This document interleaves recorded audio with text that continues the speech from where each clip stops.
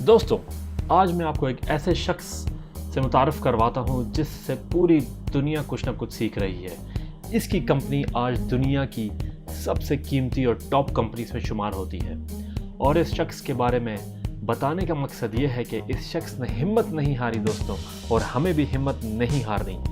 हम में से बहुत सारे लोग जो बहुत जल्द हिम्मत हार जाते हैं, चाहे वो बिज़नेस में हो या पर्सनल लाइफ में। तो दोस्तों, जिस शख्स के बारे में आपको बताना चाहता हूँ उसका नाम जैक मा है। आप में से जो दोस्त जैक मा को नहीं जानते तो मैं ये बता दूं कि जैक मा अली बाबा ग्रुप के चेयरमैन एंड को फाउंडर है और उनकी नेट वर्थ तकरीबन $38.6 बिलियन है दोस्तों। जैक मा 15 अक्टूबर 1964 में पैदा हुए एक बहुत ही गरीब घराने में। वो हैंगजू में पैदा हुए जो चाइना में है। दोस्तों, जैक मा जो एक चाइनीज़ नेशनल हैं, तो आप इससे अंदाज़ा लगा सकते हैं कि इनकी स्कूल के दौर में उनकी इंग्लिश का लेवल क्या होगा। जैक मा को बचपन से ही कुछ अलग करने का बहुत शौक़ था।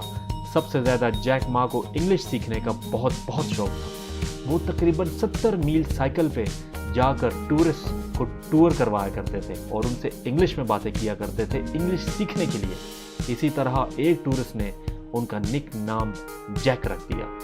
जैक मा ने टीचर्स इंस्टीट्यूट, जिसका आजकल नाम हैंगजो नॉर्मल यूनिवर्सिटी है, वहाँ से बीए इंग्लिश में ग्रेजुएशन हासिल की 1988 में।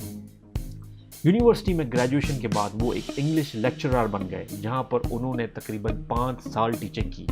उसके बाद जैक मा तकरीबन 30 अलग जॉब्स के लिए अप्लाई किया पर सेलेक्ट नहीं हो पाए। यहाँ तक कि उनकी अपनी ज़बानी कि उन्होंने KFC, जब चाइना में उनके शहर में जब KFC खुली तो उन्होंने वहाँ पर भी अप्लाई किया, जिसमें से 24 एप्लीकेंट्स थे और 23 सेलेक्ट हो गए और वो अकेले रह गए। दोस्तों, 1995 में जैक मा US गए अपने कुछ दोस्तों के साथ, जहाँ पर उन्होंने पहली बार इंटरनेट ब्राउज़र देखा और उनके दोस्तों ने उनसे कहा यहाँ पर कुछ भी टाइप करो और सर्च कर लो।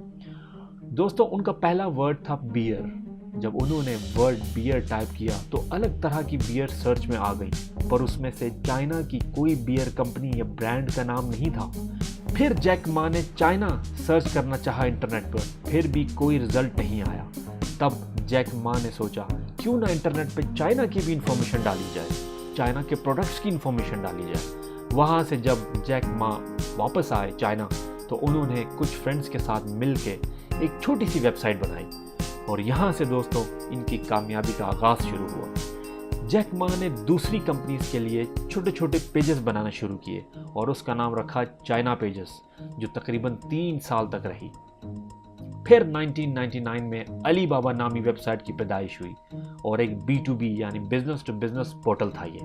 जैक मा और उनके 18 दोस्तों ने ये शुरू किया एक छोटे से फ्लैट में।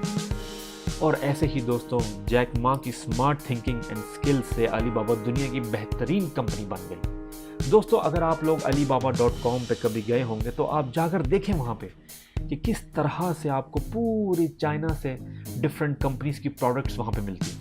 सितंबर 2014 में अली बाबा ने तकरीबन $25 बिलियन की IPO ऑफरिंग की न्यूयॉर्क स्टॉक एक्सचेंज में।